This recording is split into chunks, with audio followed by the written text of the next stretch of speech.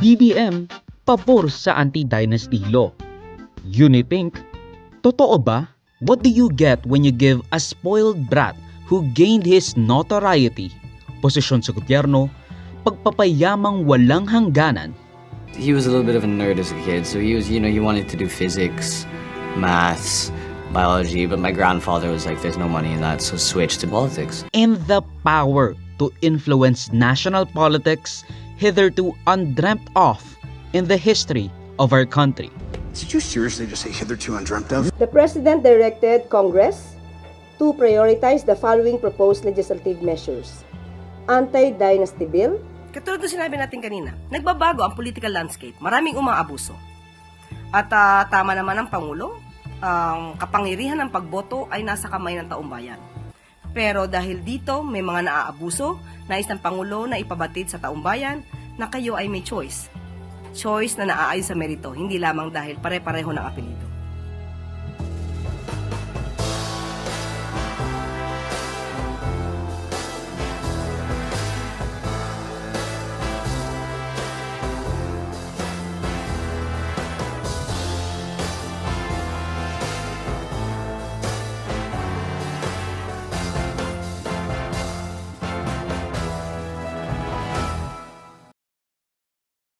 Gulat kayo, no?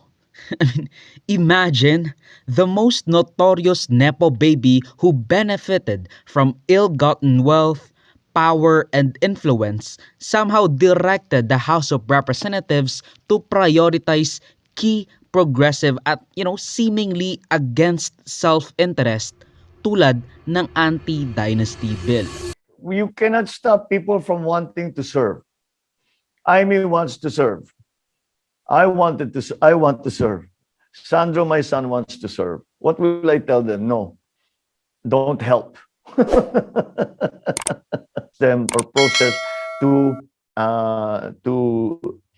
mitigate the overstaying, let's say, of political dynasties, and it's called an election. Isa mo pa yung mga bills na pinangunahan at final ng mga pink senators at left to center left na mga grupo. Like the aforementioned anti-dynasty bill na nilalaban sa Senado at House of Representatives, which actually marami ang naghain with at least 5 senators at 15 representatives sa House of Representatives as of November 22. Isama mo pa yung pagbibigay ng pangil sa tinayong Independent Commission for Infrastructure na papalitan ng Independent People's Commission na may sariling kapangyarihan at budget to actually make it truly independent. Lumabas yung ICI 94, EO 94. Walang budget. Okay. Kumbaga, lumabag ka sa gera, solve mo yung problema, hindi ka naman binigyan ng armas. Ano nangyari sa'yo? Di nakatiwangwang ka. You cannot defend yourself. You have no powers. Mag-imbita ka kung ayaw pumunta. Wala ka nang magagawa. You don't even have subpoena powers. Sinusulong nila Tito Soto and the majority at ilang grupo sa Kamara tulad ng Akbayan, Erice at De Lima. Na magpasa tayo sa lalong madaling panahon ng isang batas na magpapalakas sa Independent Commission for Infrastructure, ICI, na itinatag ng ating Pangulo. Nakausap po ako isang miyembro ng ICI. Siya po ay nawawala na ng pag-asa.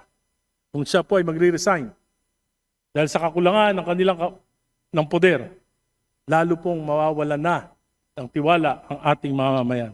Another shot in the dark ay ang pagpaprioritize niya ng Party List System Reform Act introduced by none other than Senator Bam Aquino and probably the Makabayan Bloc as well, pero to be honest, hindi sila nabibigyan ng credit whether they did it or not.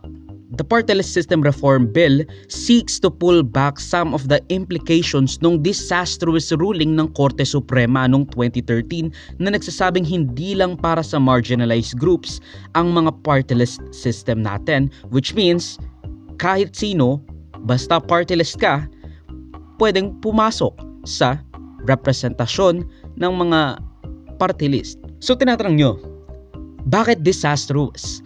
Anong naging resulta nun?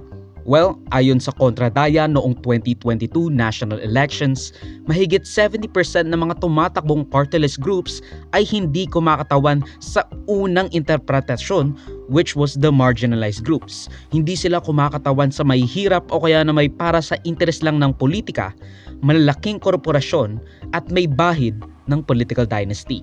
At least 70 to 50% ng 20%. So mahihirapan kang ipasa yan, lalo na at marami sa mga party list representatives natin ngayon ay parte ng political dynasty. At ang isa pang pet legislation ni Bam Aquino na Kadena Act o tinatawag ding Budget Blockchain Bill na naglalayong ipakita sa lahat kung kailan ginastos, saan ginagastos at paano ginagastos ang budget ng Pilipinas via a digital ledger. Kumbaga, listahan na hindi nababago at hindi nagagalaw. Pero syempre, that doesn't really solve corruption, substandard at ghost projects. Pero at least malalaman ng tao kung ano ba yung supposedly nakalagay dyan. Kung magkano at kailan o kaya na may ano ang specs ng mga proyekto ng gobyernong paggagastusan ng pera. Nandyan man o wala. Kasi, at least doon, mas madaling mako-cross reference. Ang weird, no? I mean, imagine this. Sinabi ng isang presidenteng Marcos na kailangang i-prioritize ang dalawang batas na sinusulong ng isang Aquino. You would have never imagined actually being alive to see that. Pero, di ba nakakapagtaka? Totoo ba talaga ang Uniping tandem laban sa puwersa ng mga Duterte for the 2028 national elections? Magsasani puwersa ang mga loyalista at ang mga pinks. Pero bago kayo mag-isip ng ganyan, huwag muna kayong maghiyawan kasi first off, hindi porke sinabi ni Marcos na i-prioritize susuportahan niya na. Bagkus, just get it out of the way by putting it first. Magkaiba kasi ang pag-certify ng isang bill sa urgent at as a priority. Ay ano pa rin nakukulangan din kami kasi nga dapat sagad-sagaran na lang sana. What do I mean by that? Na dapat sinertify na niya diretso as urgent. Especially na limitado na ang panahon.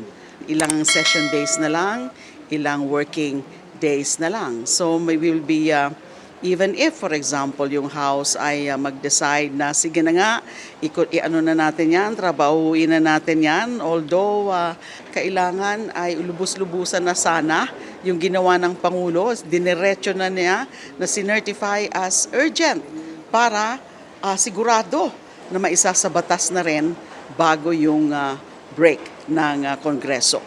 Kasi mandakin mo yon, ilang araw lang after sinabi ni Marcos na i-prioritize ang anti-dynasty bill, lalo na at ang alam nating anti-dynasty bill ay yung mga pinropose ng House of Representatives at Senado at least before November 2022. Biglaan kasi naghain si presidential son Sandro Marcos at House Speaker Bogie D na, by the way, mga parte ng political dynasty rin na nag-file ng anti-political dynasty bill kuno.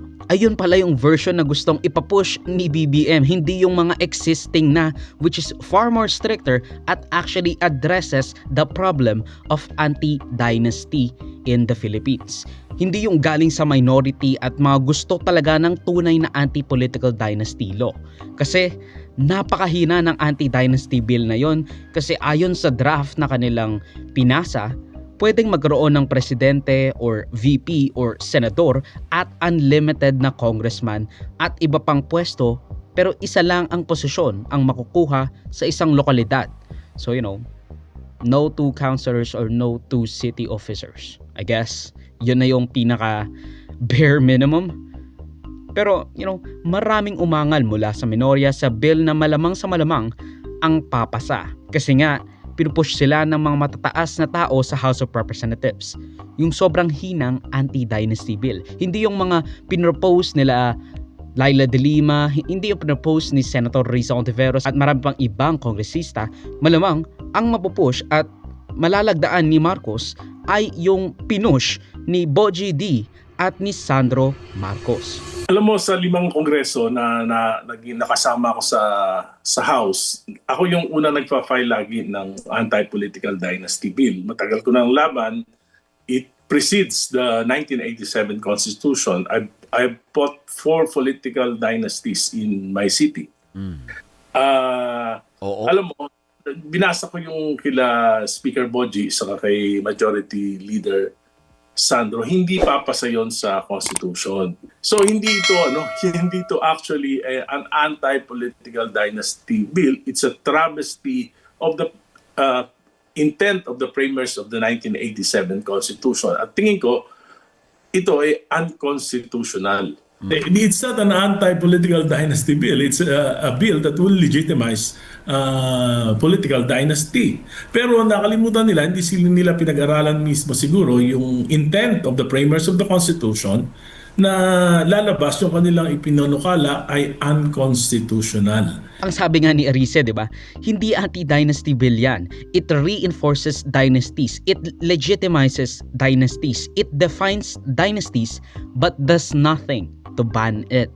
Alam na alam ni Arice yan kasi dito sa Caloocan, salitan din ang pwesto ng mga magtatay na Malapitan, Echeverry, Asisio at kung ano-ano pa. Itong tatandaan natin kay Marcos. Lahat ng push niya para sa reforma tulad ng sa mga flood control projects ngayon dahil siya ay isa ng lame duck president. Hindi na siya magiging presidente kaya malamang sa malamang ay unti-unti nang mawawala ang suporta para sa kanya. Gusto niyang kontrolin ang naratibo kaya nung nabaling sa kanya at nagkaroon ng reverse uno court sa video ng Mistulang Zaldico, ito naman ang pakawala niya. Pagsuporta sa pink bills or at the very least left bills. Alam naman ng buong madla na nagkakaraket sa mga proyekto.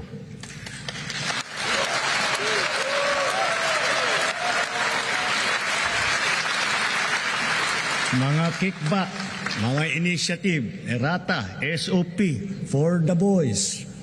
Kaya sa mga nakikipagsabwatan upang kunin ang pondo ng bayan at nakawin ang kinabukasan ng ating mga mamamayan, mahiya naman kayo sa inyong kapwa Pilipino.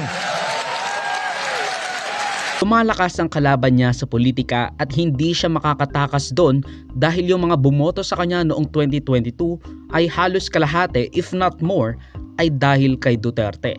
Hindi pa man nagkakaroon ng impeachment complaint laban sa kanya, alam na ng tao na kung totoo man at hindi deepfake ang pinagsasabi ni Zaldico sa kanyang official Facebook page, it is down with the Marcoses forever. Lalo na at meron ng papalit sa kanila as the notorious political family to watch for.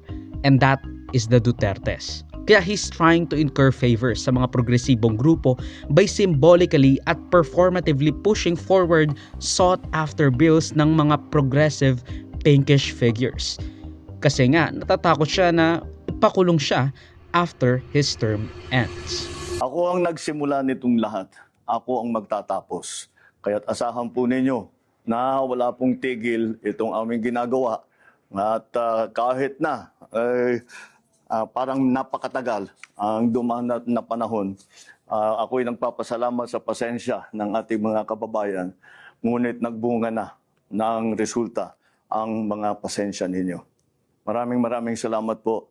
Magandang araw po. Ang video clip na ito ay galing sa aking series ng News Remember the Rica.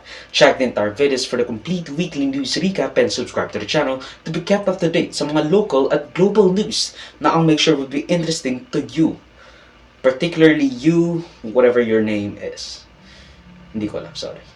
Salamat sa panonood mga kaparami. Like, subscribe, follow me like sa socials and avoid Joseph that will be linked down below. So, susunod of course. Paalam.